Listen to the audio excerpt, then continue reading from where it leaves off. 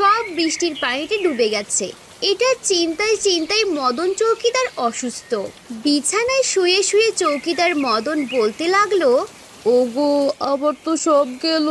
ঈশ্বর কেন বললো আমার সাথে এমন? ঈশ্বর যা করেন ভালোর জন্য করেন। পুরো গ্রাম তলিয়ে যেতে পারে, আর তুমি আছো তোমার চাষকৃত জমি নিয়ে। তোমার মতো লোক আমি দেখিনি বাপু। আরে তুমি চুপ করো। আমার সম্পত্তি নিয়ে আমি চিন্তা করব না তো কে করবে?